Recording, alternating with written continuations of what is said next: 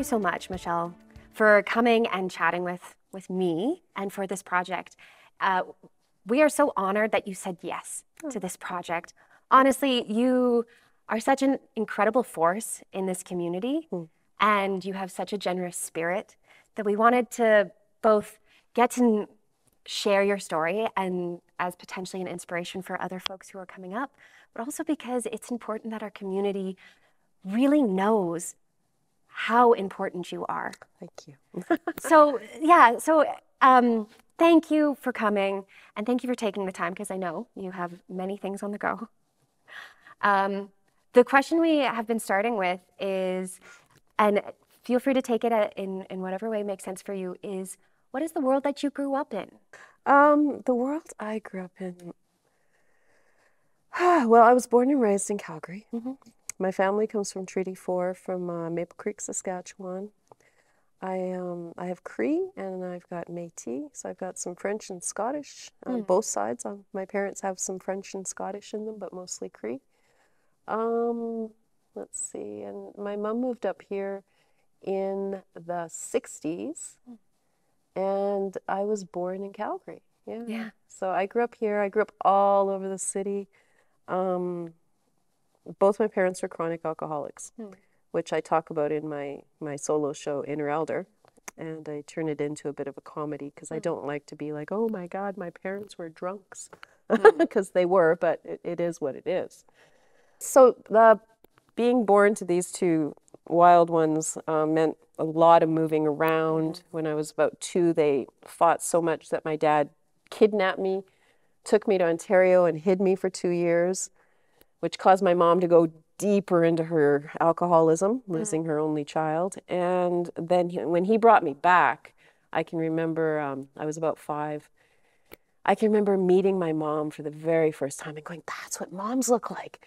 And being so like overwhelmed that there was a mom that was for me. Yeah, so basically I grew up in Calgary. I grew up between Bowness and Inglewood, and I think I lived in Thorncliffe for a year, all over the city, and really just trying to navigate how to exist in a world where the adults were just not very consistent and a lot of violence, and I often credit that to, that's why I'm so creative. It's because I had to figure out how to exist and how to, I would pretend a lot as a kid. And I'd get all my friends to come together and we'd make up these, elaborate stories, and I was always the director. And but I, sometimes I wonder if that was, if that's why I became an actor, was I just grew this huge imagination growing up with traumatized parents. Yeah. So the arts have the power to heal. And there are so many different things that you have worked on. I know that just recently, Agosi, it got its second run, got another chance for the community to see it. What was special about that project? Agosi's my passion. It's to truly, truly is a piece that brings so much, like it answers so many things in my soul. And I remember bringing this vision to our team at Making Treaty 7. We Making Treaty 7 is a theater company that a bunch of us are a part of. But I remember I brought some things from the old Making Treaty 7 show, the big show that we had back in the 2014. So I brought some of the elements from that show, including a piece that I wrote called Changes back then when we were all together with Michael Green and a bunch of us. But in Changes, it was basically I resurrected that piece because it was a woman in the 1800s who, what her assumptions were about what the treaty would bring into their lives in 1877 because of the lack of translation, proper translation of the treaty. In her mind, which was what the elders said to us, basically was when that treaty was signed, there were a lot of people that felt like what's going to happen is we're going to walk side by side with these newcomers and we're going to share our stories, share our songs together, and we're going to prosper. This was what they thought was going to happen. And so in Agosi, it opens up with Janine Owl Child beautifully playing the role, but the first part of Changes, which was this woman in 1877. She's got her baby. She's telling her baby, we're going to walk with these newcomers. We're going to share this land. We're going to teach them our songs, our language, our stories of Napi. And they're going to do that with us, and we're all going to prosper. Our children will all prosper. And she keeps telling her son about changes are coming, change is coming. And then she lays down, and when she comes back from under the blanket, she is begging for change on the streets, and she's a woman in present time. And that's the repercussions of what happened when that treaty was signed in 1877. And not all of us prospered the same off of what that treaty meant. And so that was the story I wanted to tell, was to resurrect changes.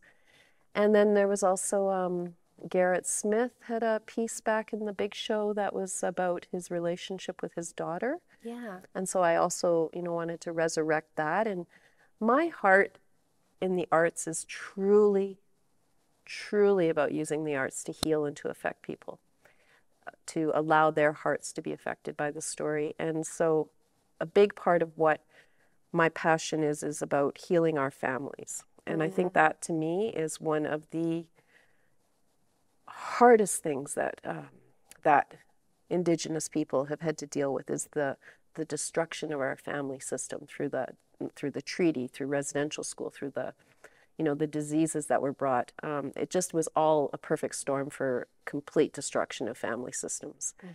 And I know that because I grew up in that destructed family system. So when I brought the vision of Agosi to the team, I was like, I want to bring these stories in, and I want to discuss the conversations that we don't normally have as parents and children, that really allow forgiveness to come in. Because I didn't know, when my parents were using alcohol, and I might get emotional here, but that's what kept them alive.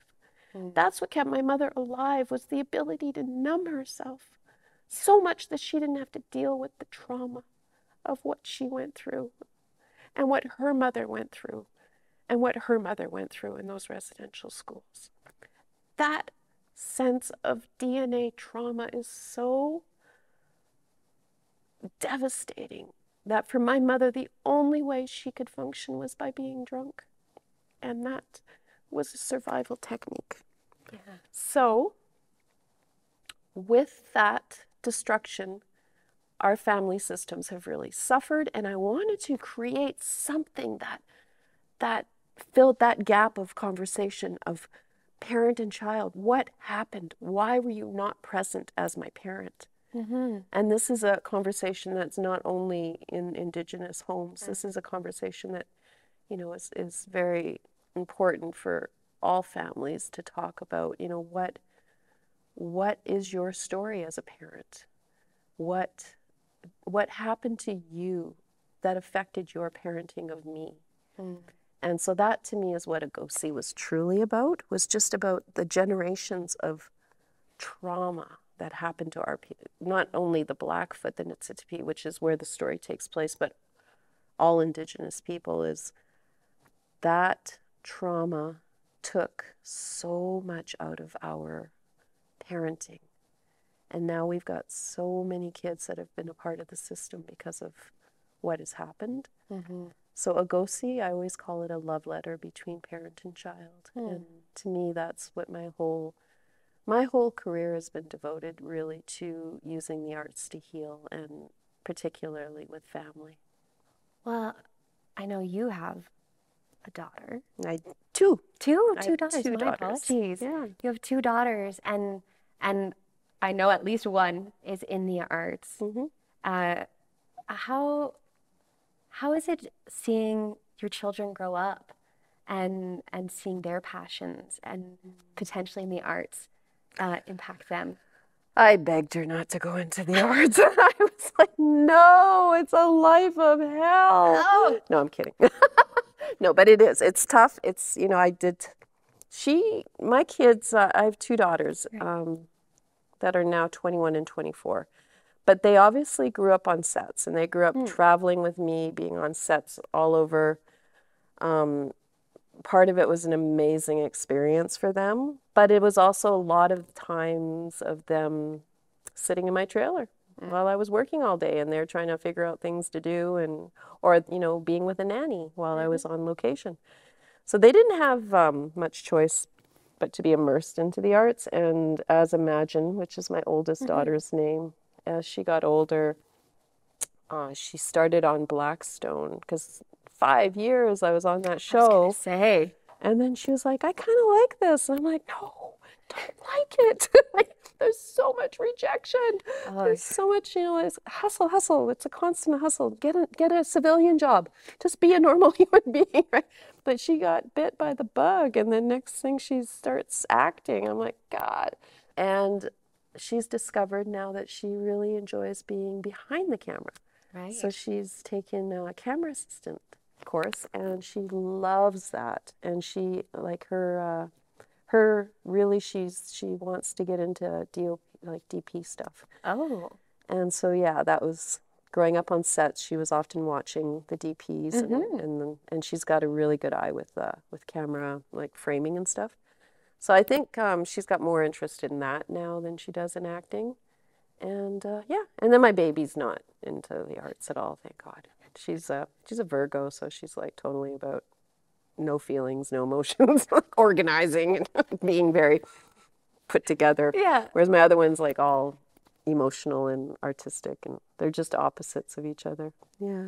Well, and talking about film sets and the processes there, recently you worked on Bones of Crows, and you mentioned that the process was potentially very different in the way that it was approached. And could you offer more in terms of how that impacted you as an artist?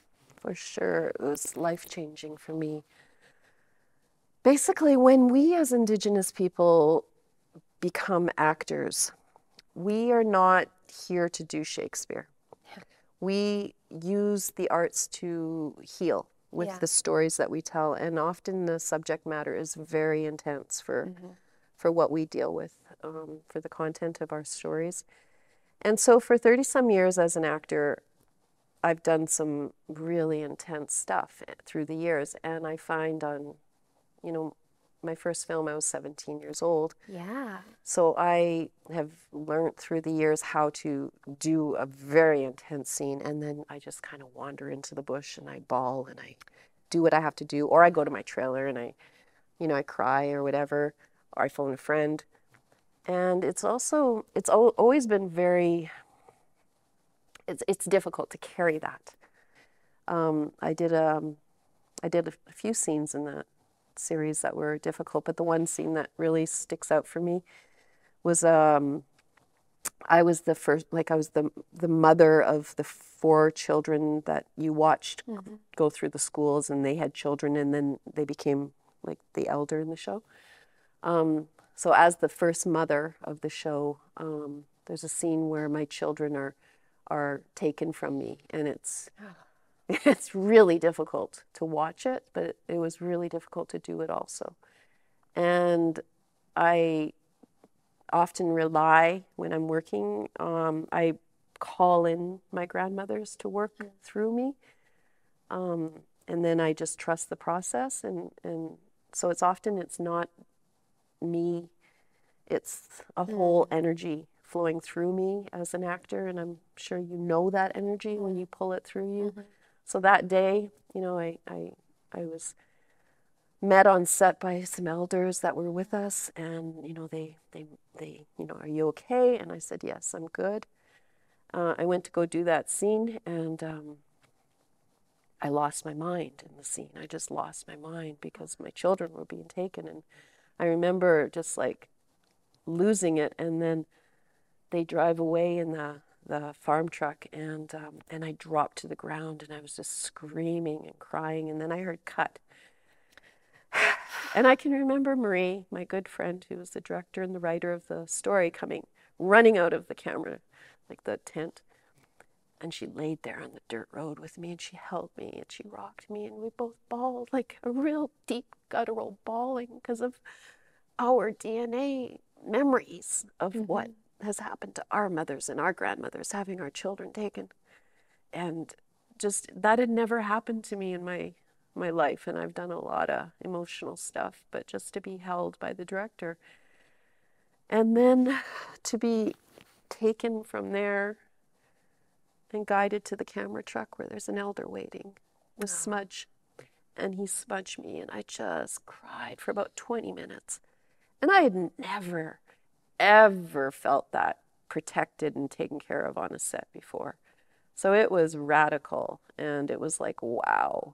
You know, we've got these intimacy coaching, right, which is wonderful, but I've spent like 35 years without that. So it's a really interesting thing to see how this, you know, these shifts are happening now, right, within the arts to take care of our emotions and to be aware of that beauty, that medicine that we carry as artists to affect people.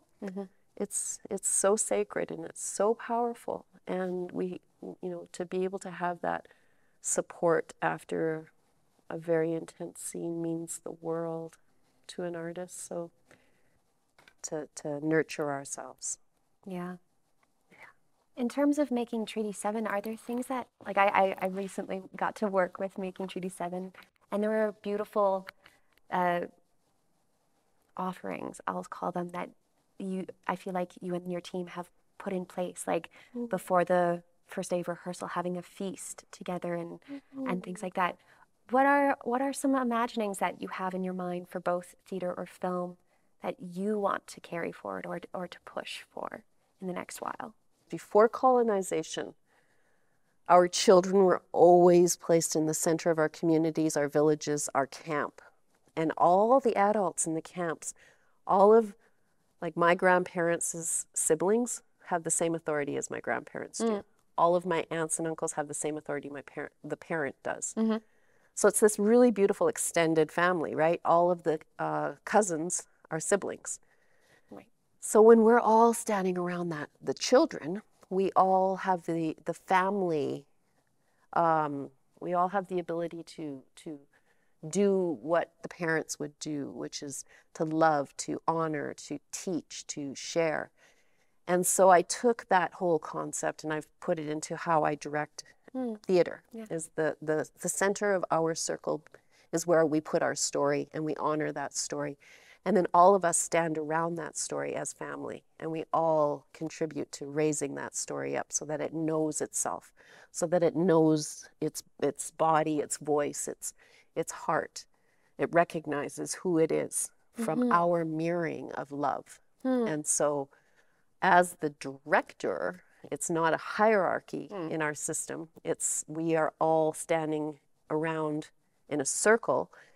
And as the director, I often say if it's me, like if I'm the director, then I'm the sage or the holy person that has the last say, basically, in the community, that is able to say, you know, this is how it's going to be. But that doesn't make them a more important person. It just means that they have a wisdom that's different. So that's, for me, that's how we run things with MT7. Yeah. I am going to slightly change track just because I was thinking also, like, you were in Prey. And I'm intrigued by this thing about this movie that is so, you know, like, tons of people are watching it because of this legacy of Predator. And at the center of it is a young Indigenous woman who just kicks butt and, like, uses so many, like, her wits and all of these things to succeed and to survive against the Predator. And so I'm intrigued by this thing of, you know, sort of that shift in the stories that are coming a bit more available, a little bit more mainstream in a sense, but from when you started to now, like, what is that shift? It's huge. It's huge. So yeah, I did my first film in 1984, and then continued working in film. And so that's all I really know how to do. That's like, I didn't go to university. I didn't get any other skills. But watching how it was back then, like back in the 80s, we didn't get to see ourselves represented in television. We saw Italians with bad makeup and bad wigs playing us running from a burning teepee into the arms of a white savior. That was the images that was given to me growing up. And so I knew that something wasn't right there. And I didn't know, though, that I could become an actor. And it wasn't, I met Gordon Tootoosis, who was an icon in Indigenous film, when I was 17. And he's the one that really encouraged me and told me, you know, right now we don't have a lot of scripts happening. There's not a lot of stories, so it's hard to survive as, you know, an actor, as a career. But I'm encouraging you to, if you feel this need to act, then you should follow through. So I moved to Vancouver. When I was 19, I got, you know, a job in a restaurant and got headshots and an agent and all the stuff you got to do. Yeah. But again, there was nothing, no stories. It wasn't until about 1992 when Dances with Wolves came out that really the door was opened. So I remember that. I was just so happy to see Tantu and to see Graham in there and all these incredible people that I looked up to. And that's really when the door opened. And then things started to, you know, happen more and more. And then North of 60 came along, Canadian show. I got onto that show for a few seasons.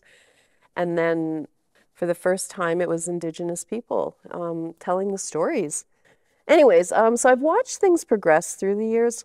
I've watched, now we've got people that are producing and writing and directing and show running and acting and, you know, awards and things that I didn't get to see when I was younger. Yeah, so it's an interesting time. I know when I got onto Blackstone, it was quite amazing in the first season because we were on APTN, which, you know, I didn't have APTN when I was a kid either. But APTN, our season 1, I was playing a chronic alcoholic on that. I've never in my life been an alcoholic, but I studied it with, you know, my family, my grandparents, my parents. So I had this character that Canada had never seen before, which was an alcoholic who was a native. And anyways, long story short, I ended up winning a heck of a lot of awards for that character. And it was, you know, it just was not something that was happening when I was younger. And now it's happening. And we've got, you know, reservation dogs and, you know, like now it's like this boom, right? So it's a really exciting time. There used to be a time where I knew every actor and I'd worked with every single Native actor out there, and now there's all these young people coming up that are like, wow, you know, like I don't know them. That's amazing. I love it. Yeah, so it's exciting times. It's like a renaissance. Yeah. Well, and also using renaissance, you constantly are evolving and challenging yourself. You have stepped into producing recently. So how does that feel? Good. It's a brand new territory for me. We've got a film right now touring through festivals called Boil Alert, which is about the water issues with Indigenous people, and it's doing really well. And yeah, I'm very proud of it. So yeah, I'm gonna explore that a little bit more, producing, and see if I can. Oh, I also want to get more. Like I've been directing theater for a long time, but I want to get into more directing of film too. Oh yeah. Yeah. That's my new thing. Yeah. If you were able to offer a piece of advice for younger folks coming through this industry or people who have questions about it, is there something that you would offer as advice or something that you wish you had known earlier on? I think there's a lot of rejection that happens in this business, and not to take it personally. I mean, I think I've quit maybe 25 times in my career. It's like, I will never work again. They hate me. So yeah, I mean, just be aware of that. And I guess my biggest advice is to just shine your light. You know, never ever dim your light for others, and never sacrifice who you are to please anyone else, to make sure they're comfortable. Like I just really try and encourage all young women to make sure they shine that beautiful light that they have to its full extent. Yeah. I think that's beautiful advice. Mm-hmm. It's hard, but it is important. Yeah. Thank you so much. Thank you. you for sharing more about yourself and your art. And I'm just very honored that you took the time to chat with me. Thanks for having me. I'm honored to be here. Thank you so much.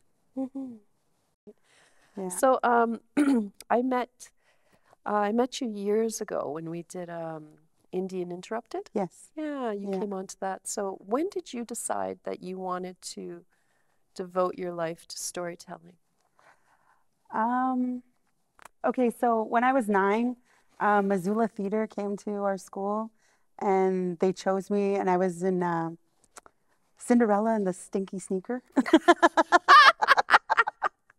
And I was a beggar. I was on the stage a lot. I was doing a lot of singing. I was the chorus, I guess. Yeah, so I did that production, and I realized that that could be a job.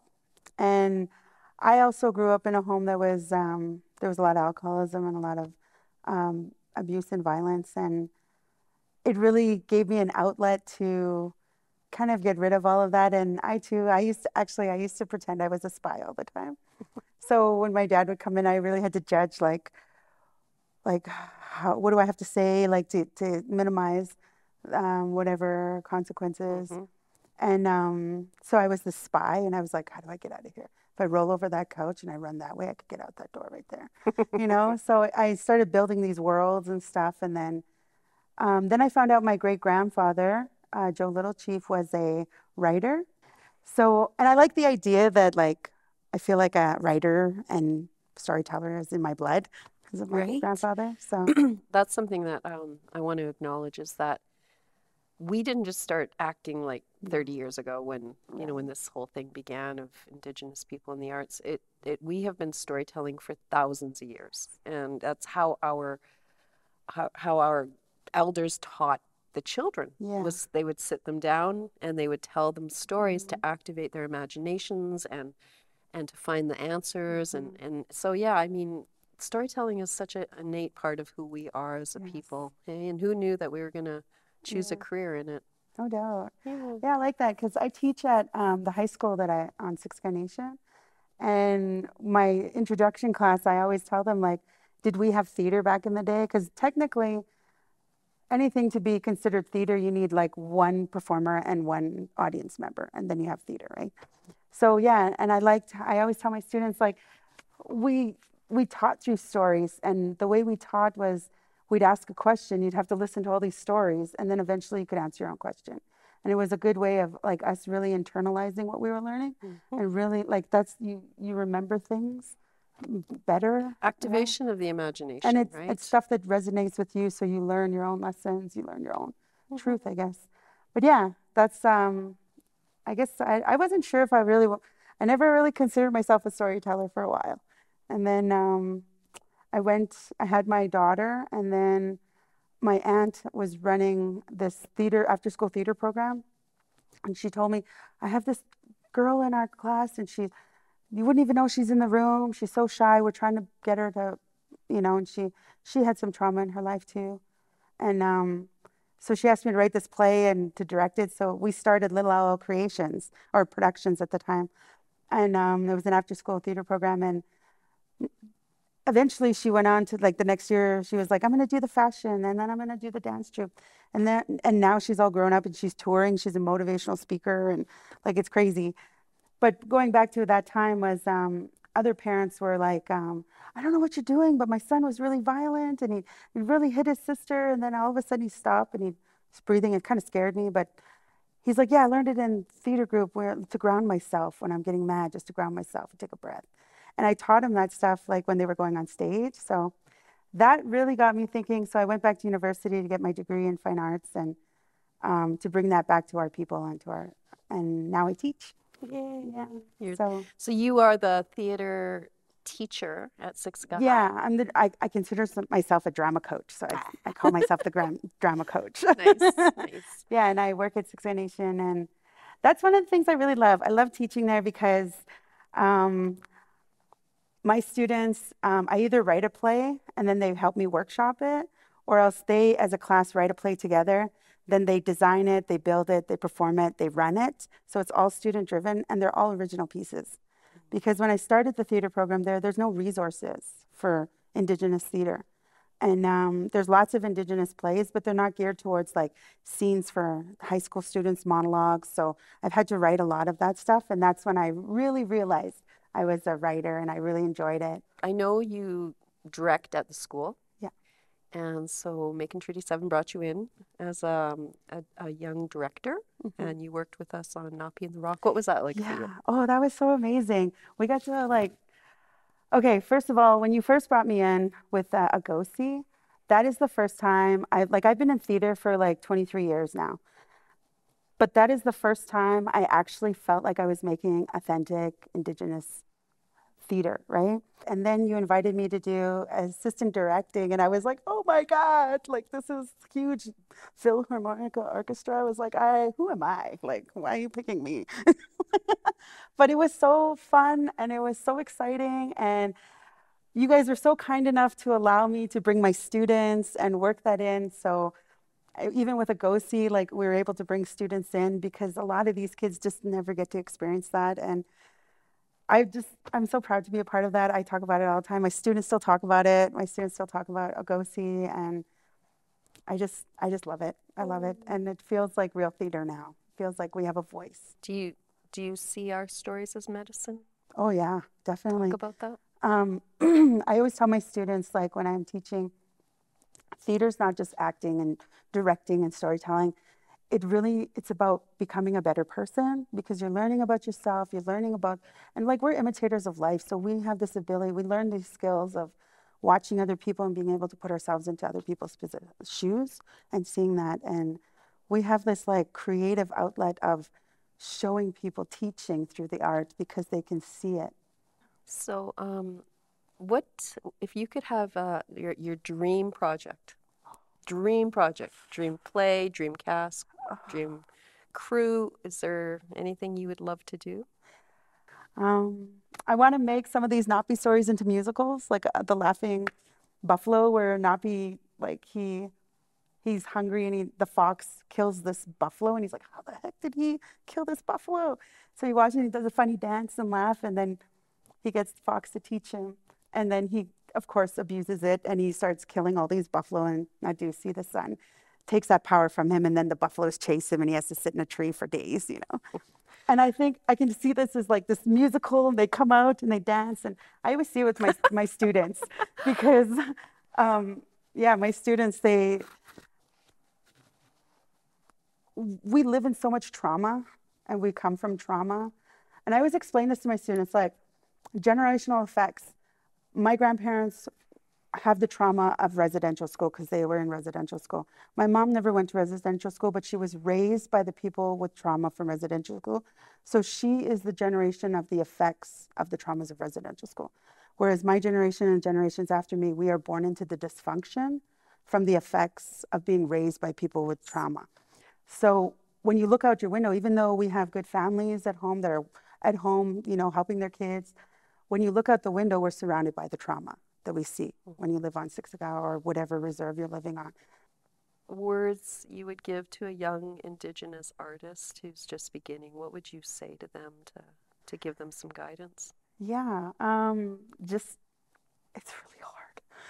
It really is. Be prepared to put in the work. You have to, because as Indigenous artists, anyone, film, art, anything, there's really no foundations right now, right? Like Making Treaty 7 is a foundation.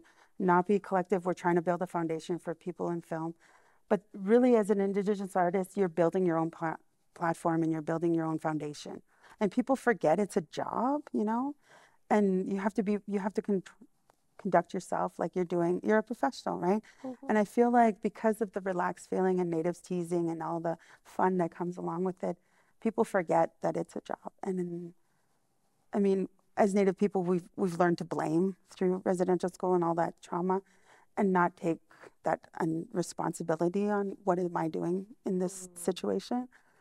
But I always found you like a really kind director, someone who listens. And even when we did Agosi, one of the girls came up and she said, I felt Michelle said this to me on stage, and I feel really like, I was like, just go talk to her, go tell her. Like, just tell her what's going on, that whatever she said didn't resonate with you or didn't go well with you. Like, as Native people, we're kind of scared to voice ourselves. We're kind of scared to do that. Eventually she did, and I talked to her later, and she's like, yeah, she was really good about it. She talked to me. She didn't realize she said that, and she was really kind about it. And then even in rehearsals, I could see, because I knew what she was saying, like she had told me, I could see differences in you already, like the way you started wording things a little differently, and you started being a little bit more aware of stuff. So like that shows strength, growth, right? That's the thing with Kindness. directing, is you have to learn how to, each person in that cast is different, and some people need a lot more guidance, and some don't need any, and some need more ego, you know, and some don't need, like that's the balancing of directing, is learning how to distribute yourself. But and you really pushed me as an actor too. When I did Changes, Grace was such a hard role because I suffered with alcoholism for a while. I have 9 years, thank God. But it was really triggering. It was really hard to fall into that because I was scared too. I was scared to where it was going to take me. But having the elders there, having the smudge there, having the counselor there, everything was like, it was so safe. And yeah, it was like different, very different.